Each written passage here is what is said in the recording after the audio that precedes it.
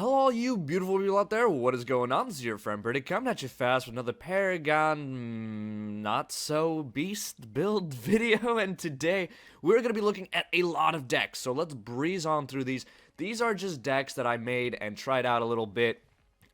Because a lot of people have been requesting that I put out decks, and I've been trying to play as many heroes as possible, trying to test out a bunch of different decks, and I wanted to focus on the heroes that I like to play the most, and then try and make decks for them as I go, and then, rinse and repeat, make sure that the decks are actually decent. So for some of these heroes, I'll let you guys know how much I played them, so you'll get a taste for, how good they are, or how proven they are. Some heroes I haven't played as much, like Twinblast. I think I only played like one game with this deck, so take it with a grain of salt, guys. These are also just to throw out some ideas to help some people who might not know how to make a deck right now in this meta, because again, this meta is really just exploded right now. If you guys saw my first video on Monolith, it's just like, it's not a tanky meta whatsoever. Health is like down the drain, so it's really hard to build heroes that are pretty much like supposed to be built tanky. It's very difficult to build them that way. Like for example, Narbash, very difficult. So take it with a grain of salt and just, hold on and try to understand my thinking behind these decks. And let's just go through it. Okay, so let's start with Twinblast. This is obviously a fan favorite since it got reworked. So the starting items, you have the Warlord Prime card. Starting items are Bump Juice and Strike Token. Bump Juice, actually, I like more than Health Pot on Rangers because they get melted so quick, especially early game too, and you just want to make sure that you have an instant boost of health rather than a health over time, because that might be the difference between saving your life or not, because again, everybody builds so much damage right now during this game, in the first couple of weeks of Monolith, so you want to make sure that you're surviving a lot. So Bump Juice I found is better on Twinblast than Health Pot. And then let's go into the cards. So for your early game cards, you're going to build attack damage, attack speed, crit chance.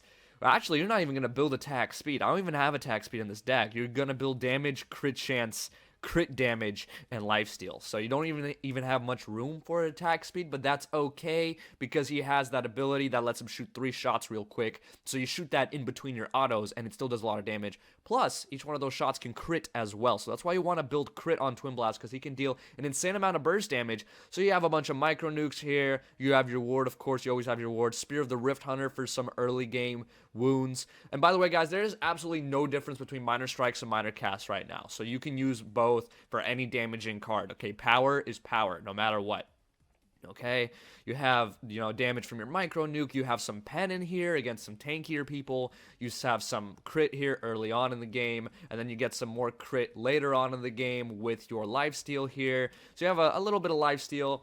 You also have Blink Shot in this deck that's worth pointing out, and Charging Brute is a late game card that I don't see a lot of people run for some reason. This thing is amazing on Twinblast because you kill minions or whatever, and there's tons of minions to kill on Monolith. They increase the number of minions per wave. Ton of minions to kill.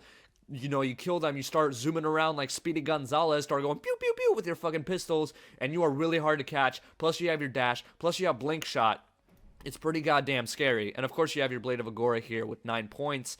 This is for your unique bonus. So at the end of the game, you're going to have a Guardian's Ward, this Brand of the Iron Eater, that's 12 points, this Rustbreaker, that's 12 points, Blink Shot, this Blade of Agora, that's 9 points, and this Charging Brute, that is actually 13 points. So you have 1 9, 1 6, 1 5, 2 12s, and 1 13 is how that map should go, right? 24 with these 2 12s, 30 right here.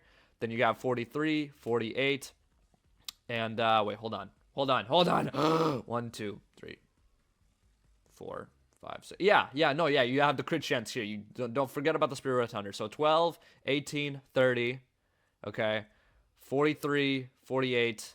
Huh. Okay, well, I guess Blade of Agora needs more points in it. Shit balls.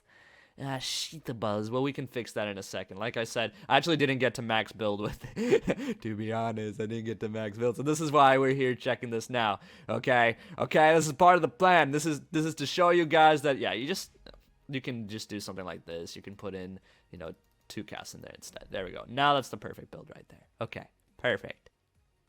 I'm smiling right now, like giving you like the please don't hate me smile. Okay, anyway. Moving on to Khaimera. How the fuck am I supposed to get through all these builds so quick? I have like 8 builds to go through. Okay. Warlord. Blink Charm, because Khaimera has no escape, so Blink Charm is nice on him. Start with damaging items. Again, Madstone Gem, Guardian's Ward, Guardian Scythe. Okay, keys are really good for jungling right now because they give you a 15-point damage bonus. All right, so you want to make sure you're using those. Early game cards, again, more damage and a little bit of resistance. Damage and a little bit of resistance. Okay, that's a popular trend. Early game, just build shit ton of damage and try to blow each other up. Building Khaimera damage early game makes him one of the strongest heroes early game, so try to gank as much as you can. Try to set back the enemy as much as you can by killing them over and over and over again. Late game, you're going to start building more armor. Okay, so you have these 2 points of 12-point armor cards right here, Thorn Greenweave, but you also have Venom Shell with more damage. And the reason this is because armor for basic attacks is almost twice as effective as armor for ability attacks, which I don't understand. See, like ability armor right here is 4, whereas ability armor right here is 7. I mean, basic armor is 7, so it's almost twice as much. So honestly, you don't need to build that much basic armor in comparison to ability armor, because when you think about it, it's really the abilities that actually burst you down. It's Gadget's ult, it's Howitzer's ult, it's Khaimera's ult, it's Fang Mao's ult that really do the most amount of damage, okay? The only thing you gotta worry about is Twinblast late game with crit chance and damage, like I showed you guys earlier, but that's only like really late game, so really focus ability resistance for the most part.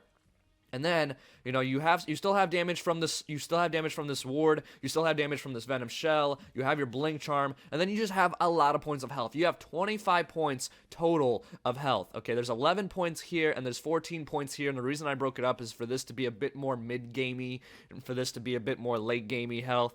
I don't know, they add up to 25, the Blink Charm adds up to 30, you have 36 here, you have 48 here, and you have 60 down here for your 6 cards for 60 points with Khaimera. It actually ends up working out a little bit. I know health is really hard to build right now, but you kind of have to build Khaimera tanky because he gets obliterated if you don't, because everybody focuses him because he's just so scary. Oh my god. Now, one of the heroes that I've had a lot of fun playing with is actually Gideon. Gideon is really, really good right now, in my opinion, and I've had lots of fun playing him. So you start with a cast token, and a health pot, usually.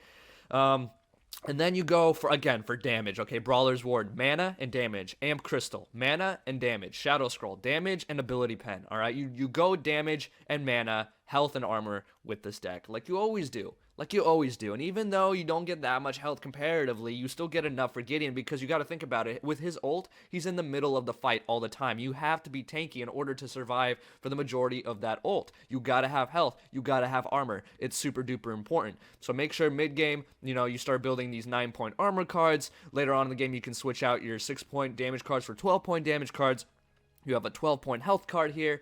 And again, the general recipe for these decks, guys, when they're not including Blink Charm, is to have 1 6-point card, 2 9-point cards, for example, like these two, and then 3 12-point cards, like Amp Crystal, Pendulum of Lords, and Shadow Scroll. Okay? So 1 6-point card, 2 9-point cards, 3 12-point cards, and that's an easy recipe for almost any deck. Okay, so there's the Gideon deck for you guys right there. And yeah, screenshot that or whatever. Again, you guys can go back in the video, pause it, screenshot it, whatever, to get these decks, but I also want to be making sure that I'm explaining them.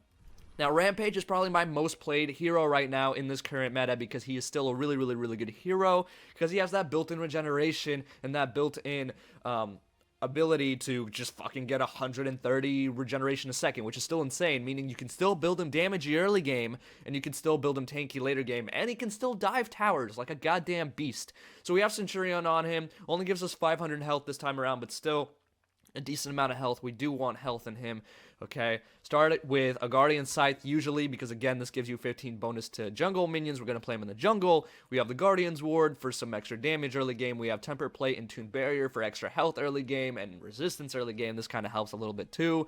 We actually have Reptilian Claw, and I've actually been playing around with this, and it's working pretty damn well to build a little bit of more regen on top of his passive regen, because with this amount of regen you have about 15 to 20% health regen passively, not even in the jungle, just passively. And this helps for sustainability. This helps you be on the field longer. If you're on the field longer, you can be more efficient with farming. You can steal enemy farm while they're backing. You can be really, really efficient with this, so use this to your advantage. And plus, I put in a little bit of crit chance in there because again, crit chance is back. And having a little bit of crit chance on Rampage is always nice, but I don't have crit damage. I do not have enough slots for the crit damage, but I do build attack speed on him mid-game as well. This is a 9-point attack speed damage card, really nice as well. So yeah, I mean, early game, again, damage, mid-game, crit and attack speed, late game, armor with a little bit of health. You have the Amulet of Veteran again for the health, so you end up having, again, 1 2, 3 12-point cards in the armor, 1, 2 9-point cards in the damage and crit chance and attack speed, and then 1 6-point card is going to be your Guardian's Ward at the end. That makes 60 points right there. Okay, so let's go back out of Rampage. So I played Rampage the most. This is my most tested deck. So if you've been looking for a Rampage deck, this one's been doing me pretty nice like, okay? I've also been practicing around with Crunch, and Crunch is really good at burst damage in this game right now. He is really, really good, and he's also good at jungling, but he doesn't have much sustainability, so I usually start off, instead of a key, start with a health pot and strike token to kind of keep him going longer in the jungle. Just make sure you're kiting those jungle minions. My jungle, like a pro guide, will come out soon. I kind of am waiting to see if there's any more crazy big old changes before I kind of release it, but I am pretty comfortable with the jungle right now.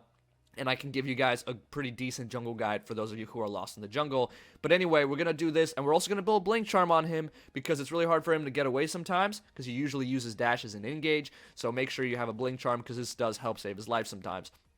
Okay? And we're going to, again, have damage. Early game, we're going to build Madstone Gems. And it's okay to build 5-point cards in this early game, because you only get 1 CP every turn, every time, you know, whatever. It goes up by 1, not 3. So it's okay to build 5-point cards now. And the cheaper the cards are, the quicker you'll get the bonus anyway. So 5-point cards are actually the best thing to do right now. You get Madstone Gem going in, Madstone Gem, another one. Then you have Guardian's Ward, more damage. Okay, you have Elder Mage Amulet for some early game health. You could also put in Blink Charm. What I usually do is I build 2 Madstone Gems and then a Blink Charm so I can go in, burst people, and then blink out. Then put in some health, you know? And then put in some more, put in the ward after. I actually only put in the ward 4th sometimes, which might not be the best thing to do, but it works out, to be honest.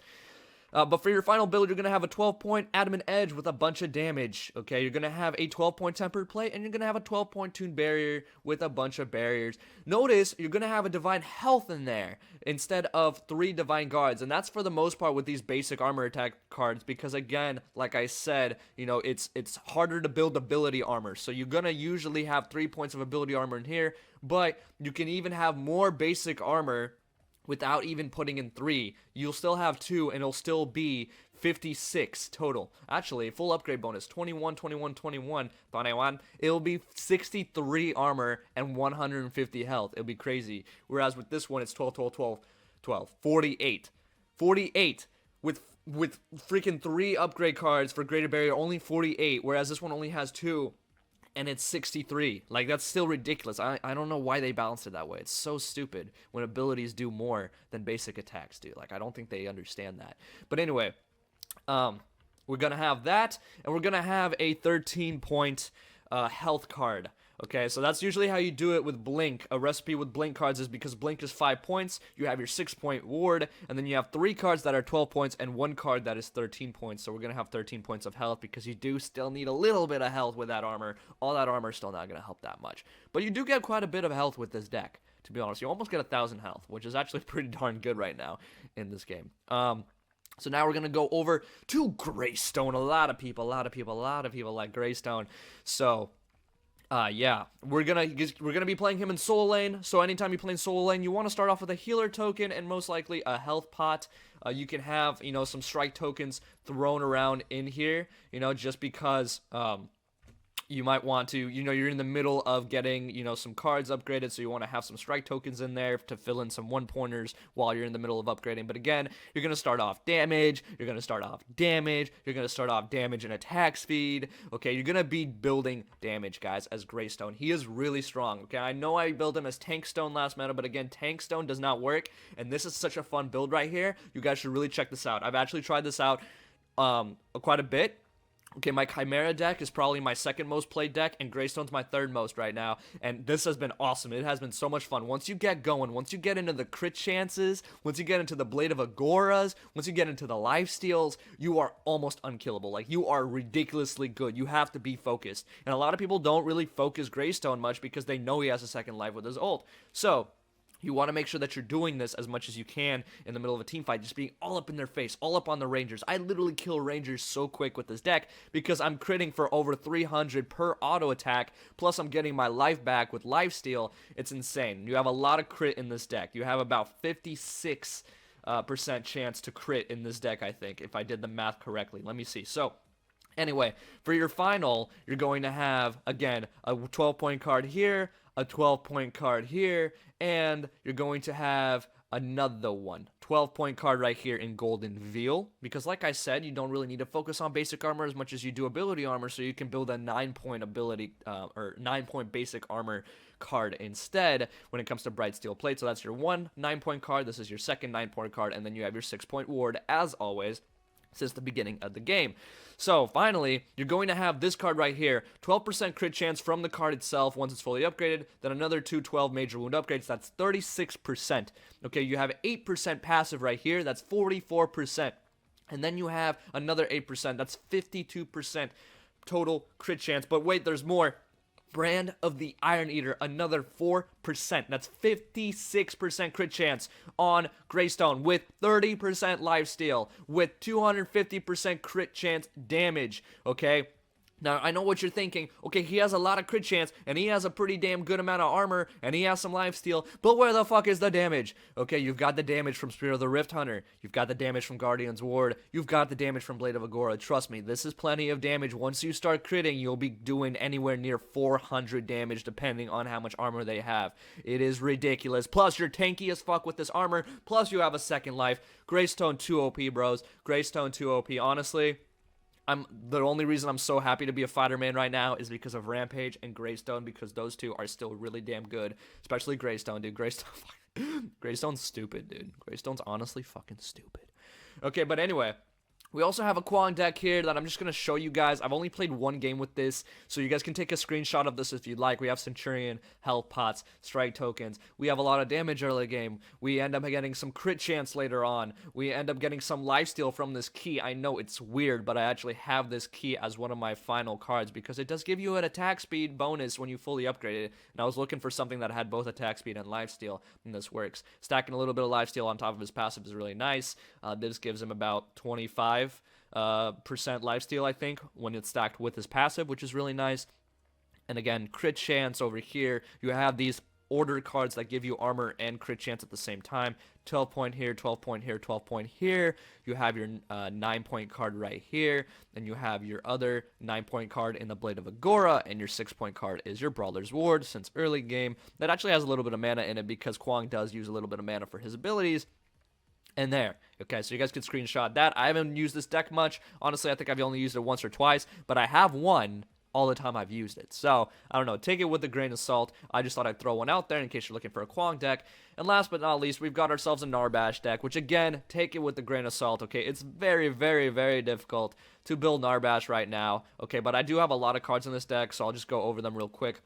Centurion, alright, and then you have Blink Charm because Narbash is fat and moves really slow for some fucking reason. Oh wait, it's because he's fat. He's a fatty pants. But yeah, no, anyway. You use the Blink Charm to teleport maybe into a fight to use your ult, maybe out of a fight after using your ult, whatever. He also has the speed boost, and his health regen is actually really, really good now, so use that health regen ability of his.